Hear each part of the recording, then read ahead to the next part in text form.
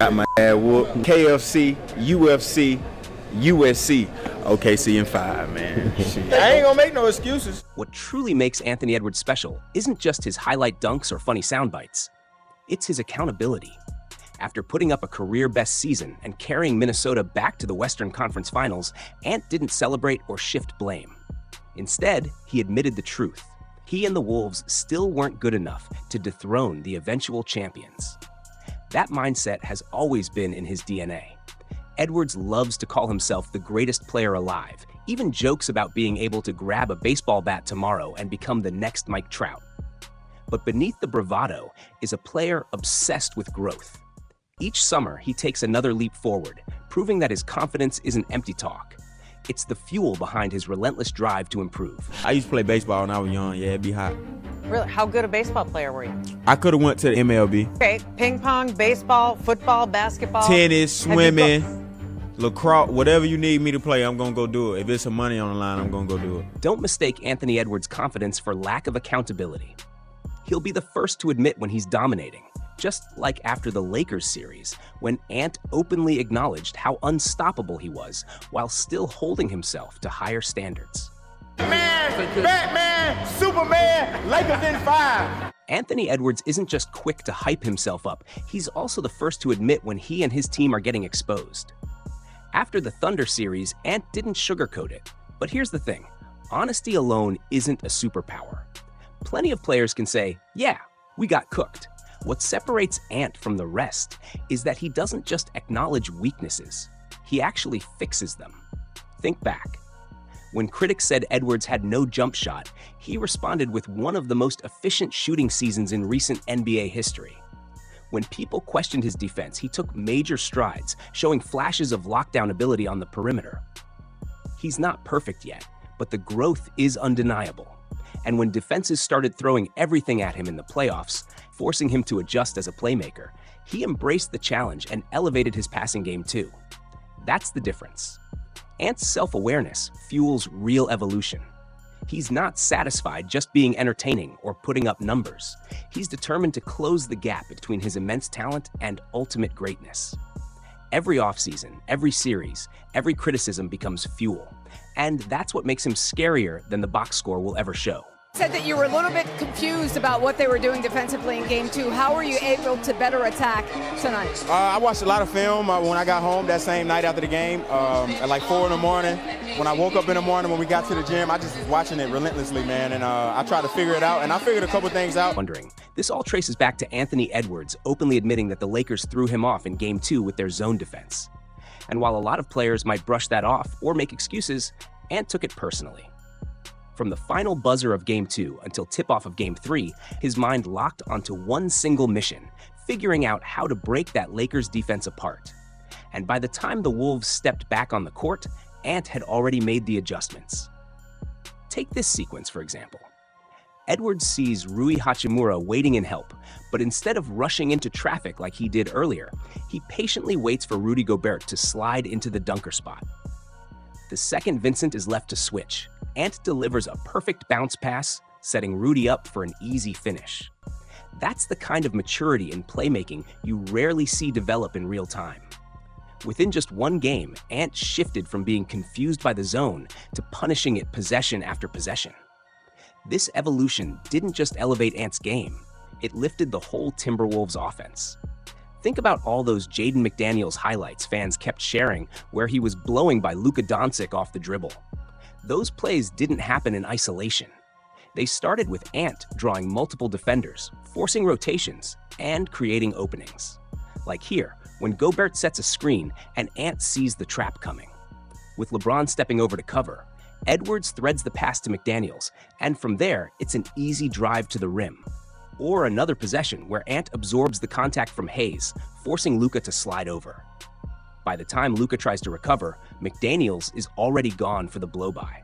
And this is where Edwards' growth mirrors someone he actually admires, Luka Doncic himself. Not because of Luka's defense, but because of his offensive patience. Since his rookie year, Luka has embraced double teams, welcomed the extra pressure, and used it to set up teammates. Ant has studied that, and in this series, we saw him apply it. He didn't panic when the defense loaded up. He welcomed it, slowed down, and made the right read. That's the scary part about Anthony Edwards.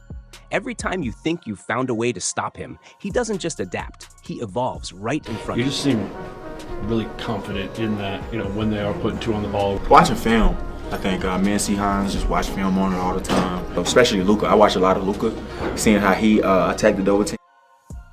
You could see it in the way Anthony Edwards played. He was no longer running from double teams, he was embracing them. Earlier in his career, Ant would complain about being doubled because all he wanted to do was score. But now, he's realized those extra defenders aren't just obstacles, they're opportunities. Every trap opens the door for a teammate, and Ant's maturity shows in how willingly he makes those reads. That doesn't mean he's stopped scoring. He's too good for that. But it means the Wolves' offense is no longer just Edwards taking tough shots. It's Edwards unlocking the entire team. And this is where his growth becomes terrifying. Ant isn't just improving in small ways, he's evolving in every aspect of his game. Let's talk about his shooting, because this is the part that shocks even die-hard fans. Anthony Edwards just had one of the greatest shooting seasons in NBA history. That's not hyperbole, that's fact. The list of players who have ever made 300 threes in a season is short. Steph Curry, James Harden, Klay Thompson, Malik Beasley, and Anthony Edwards. That's it. Only a handful of names, and Edwards is already among them. Now let that sink in. Curry is the greatest shooter ever.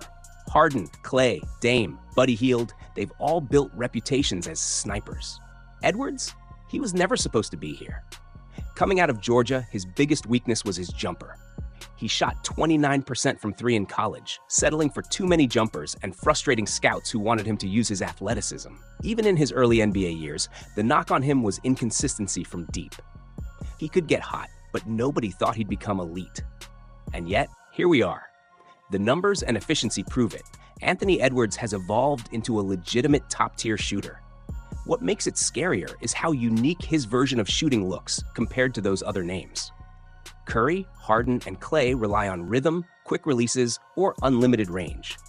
Edwards combines that shot with something the others never had: explosive athleticism, a powerful handle, and an insane ability to decelerate. He can create space in ways defenders aren't used to guarding against a shooter. That combination shouldn't exist, and yet somehow, Ant has merged power and finesse into one package. The context makes it even more impressive. Edwards is just 24 years old. Think about that. LeBron James didn't win his first championship until he was 27. Steph Curry didn't either. Michael Jordan and Shaquille O'Neal were both 28 before they finally broke through. Meanwhile, Ant has already played in multiple high-stakes playoff runs, facing the best defenses in the league year after year. It almost makes you forget how young he still is. For comparison, Shai Gilgeous-Alexander didn't have his first real playoff run until he was 26, and only then did he break through as a champion and solidify himself as a superstar. Edwards has been living in those moments since his early 20s. So what's next? Edwards has already checked off shooting, playmaking, and noticeable improvement on the defensive end. Though yes, he still has moments where he gets caught ball watching. That's not unusual for a star asked to carry so much offensively. But it does highlight the next stage of his growth, mastering the small details of his overall game until he reaches true all-time consistency. And this is where the conversation gets really interesting, because when you evaluate Anthony Edwards now, you don't see glaring weaknesses. That doesn't mean he's perfect or the best in the world yet, far from it.